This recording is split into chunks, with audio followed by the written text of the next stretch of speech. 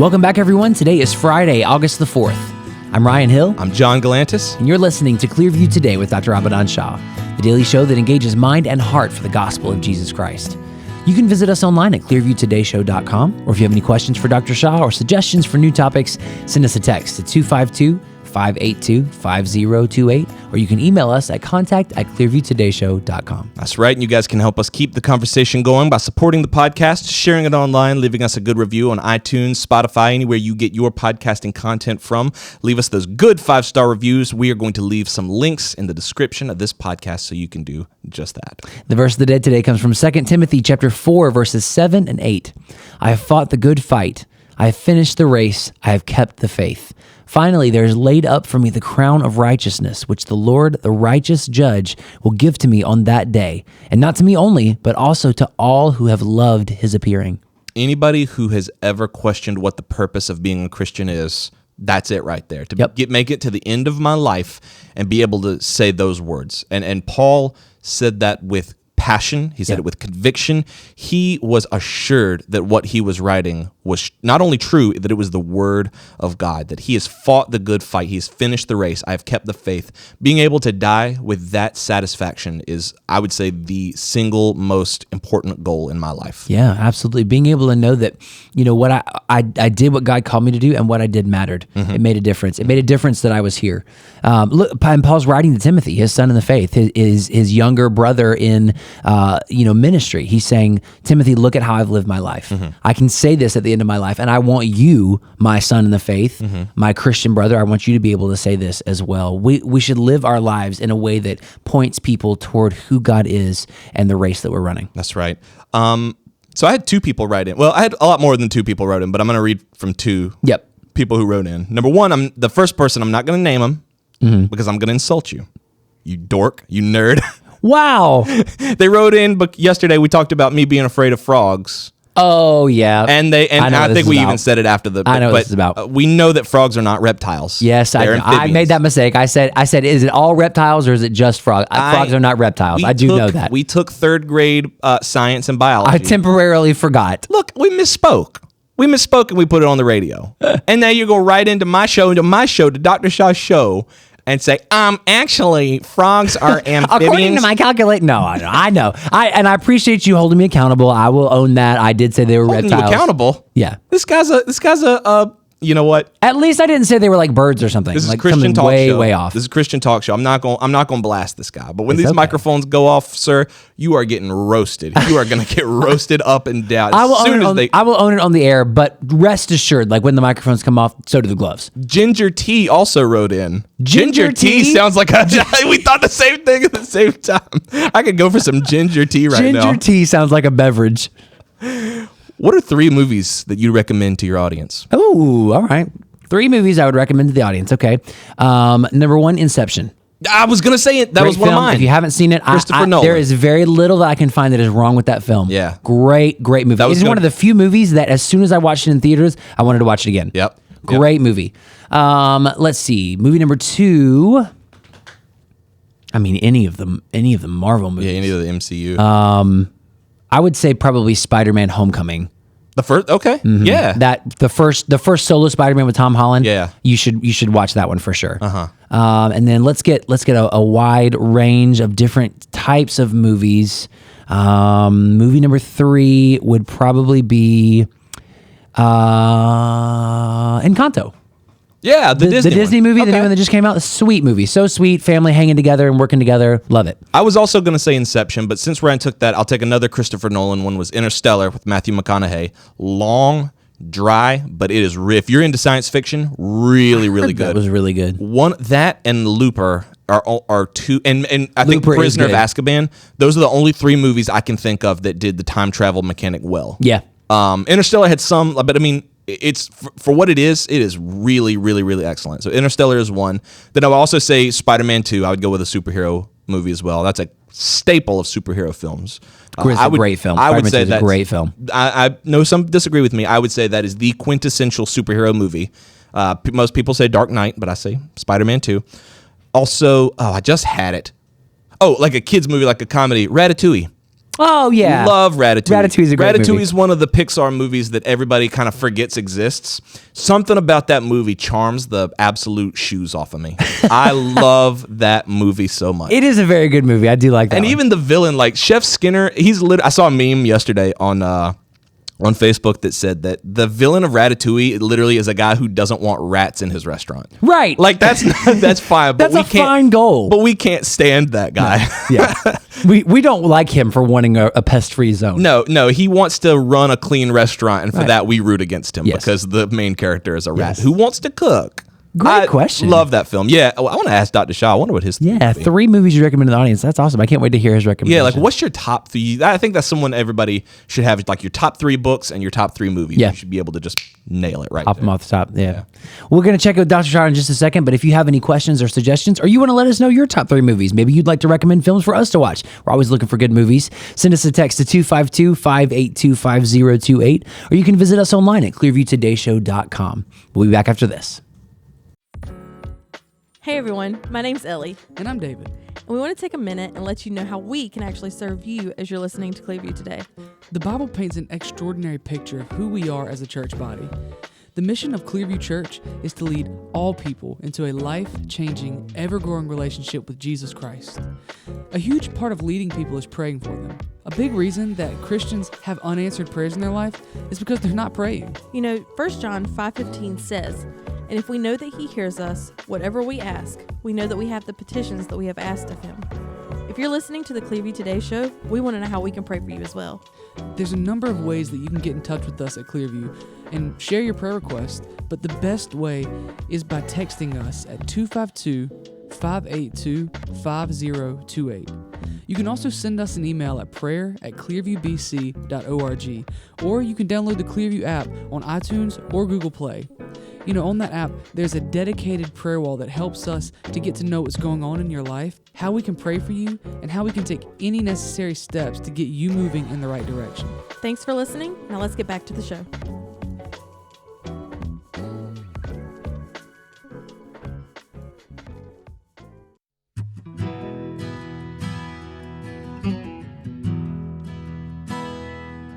Welcome back to Clearview Today with Dr. Abadan Shah, the daily show that engages mind and heart for the gospel of Jesus Christ.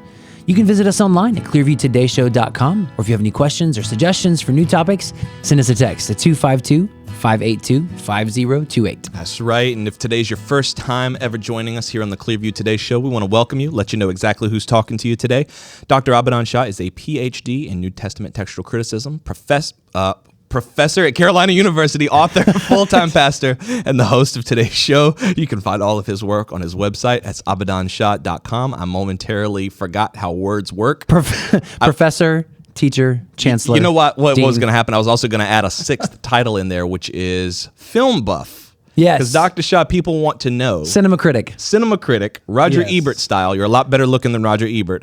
What are your top 3 movie recommendations? Oh, for tell your him audience? who the question was written in by. Oh, it was written in by a woman named Ginger, and her last name. We don't say people's last names, so we always give them the initial. It was by Ginger T. Ginger Ginger T wrote it and asked us. Well, of course, I love Tombstone, so it's got to Yeah, be Tombstone. in the top there. Then I would put some of the Indiana Jones movies. Ooh, I can go with that. Yeah. I can go with that. If you had to with pick Indiana one, Jones. which would your favorite be? I would go with The Last I Crusade. figured you'd say Last Crusade. That's a good Yeah, one. that's definitely the second one. The third one is kind of eerie, but it's really always gets me and gets the people watching. Is The Game? The Game? Yeah, I don't know if I know I don't know that I know that it's one. with Michael Douglas. I do love Michael Game. Douglas. Yeah, he's a great yeah. actor. So it's a great movie. I don't want to spoil the plot, so I can't. I mean, I can tell you what the movie is about, but it's not going Yeah, to. what's the watch it synopsis? now. What's like the that premise? I Is cannot it the do. spoiler? Okay. If I do it, the moment I do it, it's over. I Oh, got you. now my Now- interest now- is piqued. Now I've got to go watch So it. did you find it? Did you find 19 The yeah, Game. it's a 1997 movie. Yeah. I've definitely seen. I've not seen this film, but I've seen this poster with him with the puzzle pieces. Yes, I've definitely seen. That's a pretty good movie. Here, Now, there are others too I like, of yeah. course, but these Nicholas, well, while you're editing the video, go ahead and put this poster just right there. There you that's, go. That's the game. The with, Game with Michael Douglas. Yeah. Hank Pym himself. Interesting. Yeah. I'm going to have to go watch that one now. Well, on today's episode, we are continuing our study of the churches in the book of Revelation. We've dealt with a couple of these churches already, and it has been so impactful, so transformative in the way that we see church, in the way that we see ourselves and our relationship to God. And today we are zeroing in on the third church in the book of Revelation. And we're talking about Pergamum. Mm-hmm. So the church in Pergamum was having problems with bad theology. Ooh. And we think bad theology is not a big deal because as long as you agree on the main things, it's not a big deal. How some of these ideas flesh out, are they biblical or not? Do they line up with Orthodox Christianity or not? It's not a big deal. So people tend to downplay those differences in theology, but just keep in mind that bad theology corrupts beliefs, of course, but also behavior. Sooner or later, it will impact the way people behave. I feel like it's easy for Christians to put the blame of bad theology on the false teachers, but Jesus promised that there were going to be false teachers. He promised that they were going to come. Yeah. I feel like it's way easier, or it's way harder to acknowledge that most Christians, myself included up until pretty recently, didn't care if they were being fed bad theology or just didn't know. Right. Yeah. You know, they were either so in the dark or so non-caring about it that they were like, well, I mean, I like this church. I like the big flashy lights. I like the, you know, the videos and the online elements and all these flashy things. And if the theology's weak, that's okay because it's strong in other areas. I think that's the case for many people, is that they just don't know that they're being given bad or shallow theology. They're not being led deeper. They're not learning. And I think, you know, Dr. Shah, that's one of the things that I love most about you and your preaching. And the thing we hear most from people as they're leaving is, man, I learned so much today. I learned a lot today. And let me clarify something. When I say that I didn't realize that up until recently, which is what I meant by that, because I've been here at Clearview for 10 years. What I meant by that is I didn't realize that theology was even out there. So like the baptism thing. I had no clue that people really thought you have to get baptized to be saved. Oh, yeah. No clue. Yeah, that you'd be shocked if I start naming names of who believes in baptismal regeneration. It'll be shocking because these are good people. Yeah. Otherwise, they're in our camp and we support them. But theologically, there are issues there. Yeah. And I feel like most Christians they think it's like some sort of balance where we have all these great things going for us. So yeah, our theology's maybe not all there, but we more than make up for it. Yeah. But you can't make up for it. Another problem is, because all that is correct, Right. the other problem is that people who usually stand for good theology are not fun people. That's a great point. Never thought of it like that. They look like old, cantankerous curmudgeons. You just don't want to be around, associated with them. It's like, oh, that person, you know, will throw cold water on anything good and hot happening. He or she is sure to douse any fire. Yeah. With their theologically. So we tend to swing to the other end of the spectrum or the pendulum, and we say, "Oh, it's all good. It's all good." Don't be so judgmental. Don't be like these people who hold these strong beliefs, because that's just, I don't want to be associated with them. Yeah. I think we even see that in the music scene. We think that for a song to have really good theology, it has to be a hymn. Right. It has to sound like a that's true. hymn. Right. You know, and so it has to sound, not that there's anything wrong with the Getty. I like the Getty's music, but it has to sound like that in order for it to be theologically sound. And so people end up limiting themselves because they think that proper doctrine and fun can't go together. Right, Yeah, that's a right. good point. And I want to say that every generation should maintain the line of proper, or biblical, I should say, biblical theological beliefs, and at the same time connect with the generation in which we live. So anyways, that's why I think theology matters. And Jesus did not just say, well, I hope you guys maintain good theology, but he even told his disciples that, you know, that bad theology will incur his wrath. And of course, in the book of Revelation, it's very clear that he is angry about this. Yeah. So for the church in Pergamum, was it bad theology that was taking place inside of the church, or was it external that had kind of crept into the church that he was writing to? That's a great question. And I believe maybe a little bit of both would have been happening there. Yeah. This is an early church. These are 30, 40-year-old Christians, and they're struggling. and in their struggle, they're willing to compromise, and Jesus is saying, absolutely not. Right, right. And it's not even like I'm going to like fuss at you. I'm going to pour my wrath on you. Yeah. Wow. Yeah, and that's such a great reminder about how seriously he takes it. Yeah. And there are no passive participants in bad doctrine. Like if you're being fed bad doctrine, you are responsible for putting a stop to it, or for removing yourself and pouring good doctrine, good solid foundational knowledge about Jesus Christ into yourself. Right. You know, there are nobody really gets to claim the victim on Judgment Day and be like, well, I didn't know, you know, they taught me wrong and it's not my fault. Right. You know, Christ holds us responsible. And this took place in the ancient city of Pergamum. To give you a little background, Pergamum sits about 400 meters high over the valley of the river Caicos. It's overlooking the modern or present-day city of Bergama. So again, we put Pergamum, Bergama. You can tell how the words have sort of kind of evolved.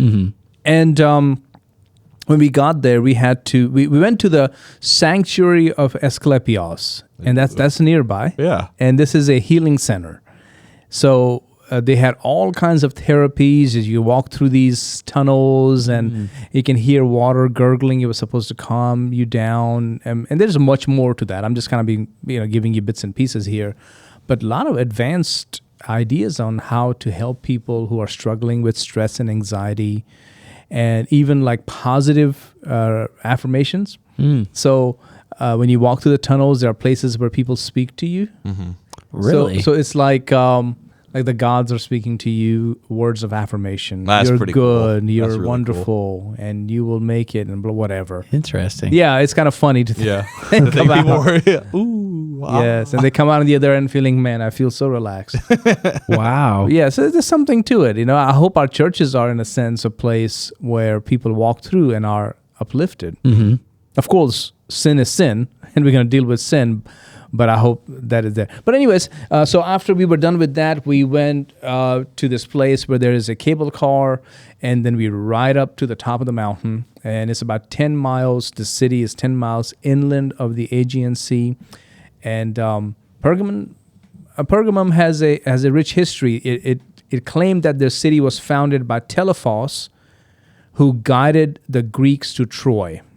So this is quite interesting. Yeah. See, going back to the Trojan War, and then the evidence for the city really shows up in the 5th century BC. So that's where we really begin to get kind of more concrete information about Pergamum.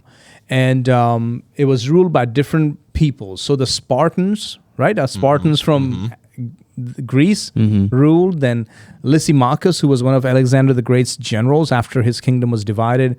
Remember, Alexander died, kingdom divided. One of the generals controlled this region. Then Seleucus controlled this region. Philetaerus was the leader there. And he built it up in architecture, in sculpture, philosophy, and it even had a massive library. I bet that was just filled to the brim. Yes. That's pretty awesome. So actually, this library is when you get up to the top on the cable car, you walk through the gates, and the gates are not like a big old gates. It's just pillars are left now. When you walk in, there to the left is a temple of Athena, and so when you walk through there, inside we are told that there was a library, and this library was there in the 2nd century BC, 200 years before Christ. Wow. And it had about 200,000 volumes, maybe more. That's incredible. Yeah. A lot. And That's the way a we lot of know money. that is because of the grooves that you find on the pillars. That's where the shelves would go, and then the volumes, the scrolls would sit on Oh, them. wow. That's how you measure them, and you go, wow, 200,000. Wow. Yeah, and it was the 2nd largest library in the world. First one being in Alexandria, Alexandria, Yeah. Egypt. Yeah, That's yeah. awesome. And you've been there as well. I've been there as well, but that was on a different trip, of course, because Right, that's in right. Egypt. Wow. So this was a very important place. This is where the whole art of making parchment was really perfected, because parchment is really making scrolls from animal skin. So it was there, but the Pergamines really perfected the art because the king down in Egypt, Ptolemy V, was not sending papyrus to Pergamum. Some, argument. So we're not going to send you papyrus. Yeah, You cannot. No paper for you. No paper for you. So they really perfected this. And by the way, just a quick story. One of our friends who is from Turkey, he owns a restaurant in a neighboring town. He happened to be there.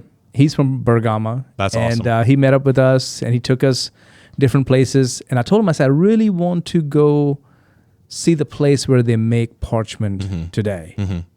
And this man scoured the entire city before I got there to figure out where is that place. And there's only one left. That's it. That's the one place. One place, which is part of the Arts Council of Turkey. So it's like one place left in Bergamo. That makes it like the old biblical way. Yeah. Yeah. I would. I guess that would be like kind of a dying art form. Yeah. And so he tracked the person down and found out that this is the young couple that is now running this business, but they took it, or they were mentored by this older gentleman who's now in his 90s. And he found out the art of making parchment and revived it.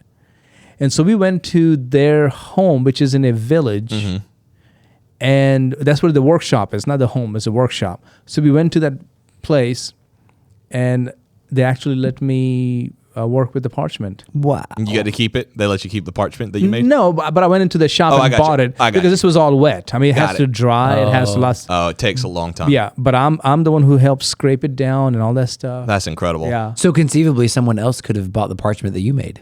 could be. Wow. One Someone day. else, someone else has a parchment out there Someone made by Dr. made Abadan Shah. by me. I wish I I'm could have just signed saying. it. I know. That would have been really awesome to have that and just know, just like the places you go in life and the things you get to do. Yeah. And then they took another parchment and they spread it out for it to dry, and I helped do that. So there's two parchments.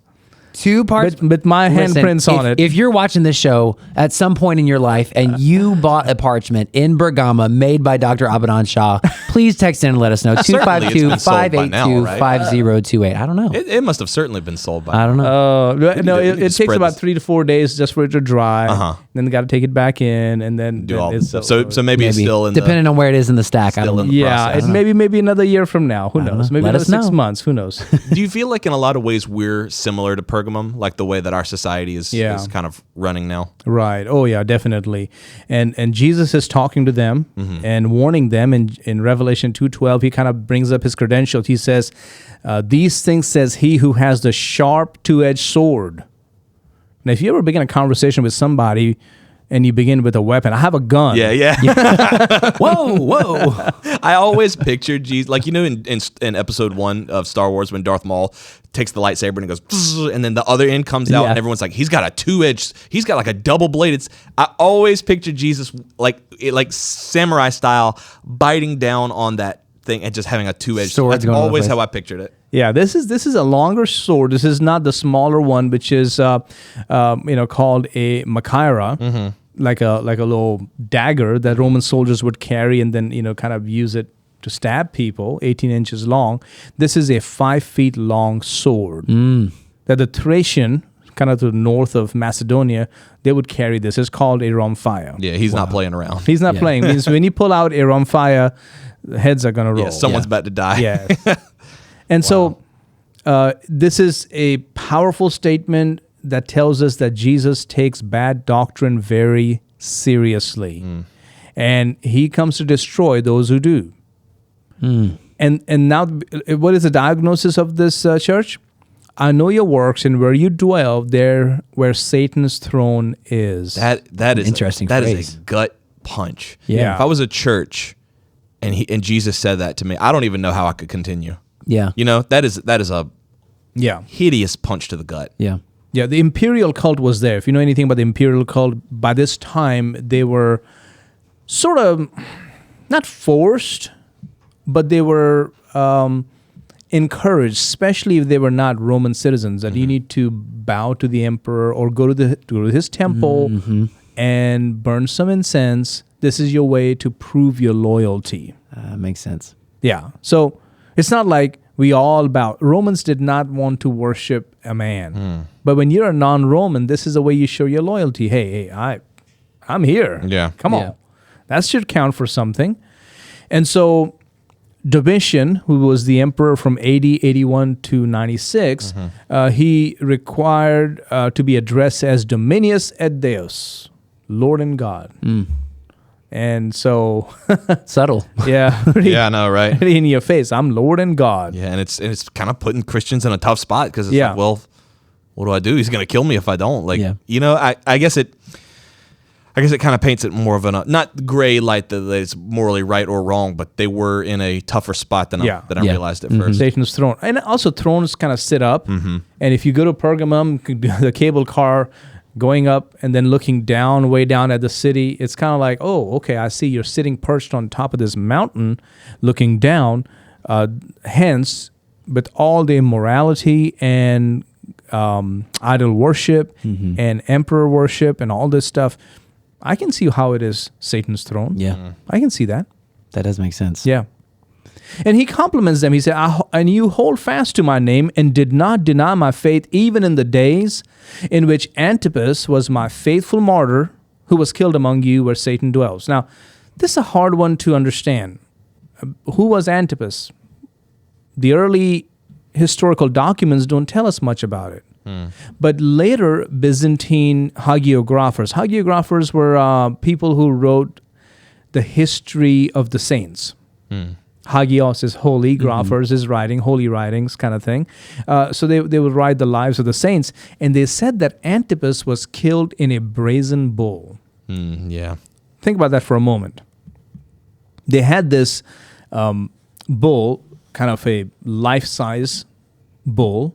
It was hollow inside, and they would put the criminal or whoever it is inside this and start heating this bull up. Oh, gosh. Now, what makes it very sadistic and evil and demented is that they had, certain holes like pipes or like a flute.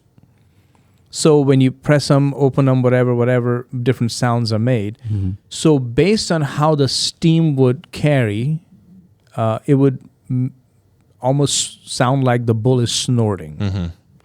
Ugh. Yeah. All kinds of snorting sounds. So they're not like continuous one sound, but it's like different. Yeah, they were finding ways to execute prisoners and enjoy it on the outside. Yeah. Like make it kind of like a game. Yeah. Like So a if you fun laugh thing. it off, then it's not a big deal. Yeah. Wow. That was so cool. That one sound, man, that sounded like a real bull. So you're not focused on the man you just burned alive. Yeah. Yeah. Oof. You roasted him Wow. to death. So Unbelievable. this is what they did, and this is what later, we don't know for sure this is how it happened, but could very well. And what's interesting to me is that Jesus did not give them a pass when it came to theology because, the Antipas situation. We're so sorry. Yeah, that's what we would start Yeah. doing. Is like, well, okay, you're kind of going through a lot. You've been I through a guess. lot. Yeah. I'll let this one slide. Yeah. No, you don't not- get a free pass here. Not with Jesus. No, in verse 14, but I have a few things against you because you have there those who hold the doctrine of Balaam, who taught Balak to put a stumbling block before the children of Israel, to eat things sacrificed to idols and to commit sexual immorality. Now, what's very interesting about this is that in the Old Testament, we find this pagan diviner by the name of Balaam, who was hired by Balak. Balak was the Moabite king who hired Balaam so he could curse God's people. But as you know, the story goes, every time Balaam opened his mouth, he ended up blessing God's people. And there's a lesson there for us. Sometimes when people talk ugly about us or are hateful, mean, whatever, just know that God will turn those things together for a blessing. So don't give up, don't get discouraged. Instead, just know that God will turn all things together for good. Yeah. True. And that's what ended up happening here. But the point here is this, that he did enable or kind of encourage sexual immorality and pagan worship. Yeah. Well, I think it's important to recognize that because what you believe, and we've talked about this is why we hit so hard on having the correct doctrine, is because what you believe affects how you behave. Yeah. You know, when you believe something, you're going to act on it. It's not a matter of if, but just when. Yeah, doctrine is tied to everything. It's tied to behavior. It's tied to belief. It's tied to everything. So what was the I guess treatment plan for Pergamum? Well, stop, because they were trying to maybe go to the imperial temple. Maybe they were trying to be as how do I say this, as accommodating to the culture. And what Jesus was telling them, you can't do that. You cannot be going the way of Balaam. You cannot be tolerating people in your church who say, hey, I know what the Bible says, and I know what you're trying to do. But come on, you don't want to you don't want to rock the boat here. Yeah. You don't want to make certain people mad in this community. We are, if that's not 2023 America, I don't know what is. Because so-and-so's family, you got this sin or this lifestyle, or is it homosexuality, or it is some premarital sex or cohabitation. But, hey, look, just kind of don't worry about those things. Just focus on this. And I've had people tell me that. I know what you're trying to do, and hey, look, I commend you for that. But sometimes it's best to leave those things alone. Yeah.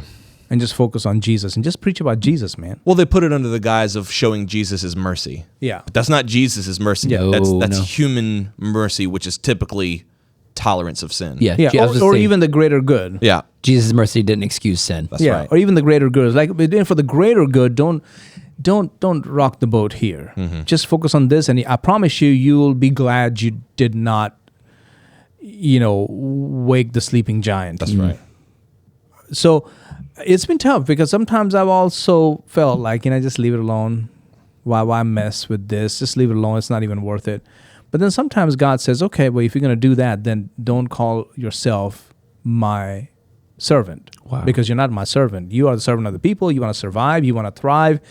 You want to make a buck out of this. And so that's what you want to do. Go do it. But that's true. That's true. But I will also say you have found a very, very captivating way to tell the truth that still encourages people. Right. If you guys have never listened to Dr. Shah's messages, I encourage you to do it. We have another podcast that's sermons by Dr. Abadan Shah, or I think it's sermons by Abadan Shah, PhD. We'll put a link in the description. But those messages are carefully crafted because you walk a very tight line of excusing sin and encouraging people, making people feel good, and telling the truth.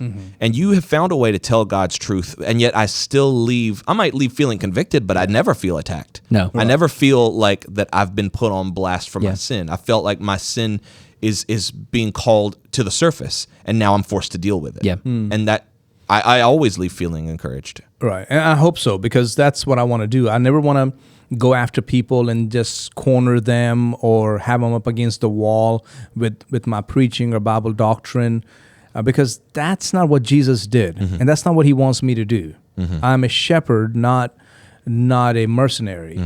I'm a shepherd, so which means I have to tell the sheep that you are about to walk through some dark ravine, or you're about to go into the wolf's territory, and I have to tell you, you're not there. Or if you are listening to the wolves, if you're listening to the false teachers or following a false lifestyle, wrong lifestyle, I'm going to confront you. But at the same time, I'm not going to attack you.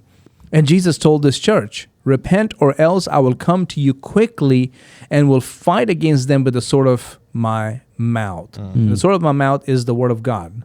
It's the truth of God. Yeah. So my job is to preach the truth, which people have, throughout this series has been amazing. People have said, man, I really love this series. It was uncomfortable at times.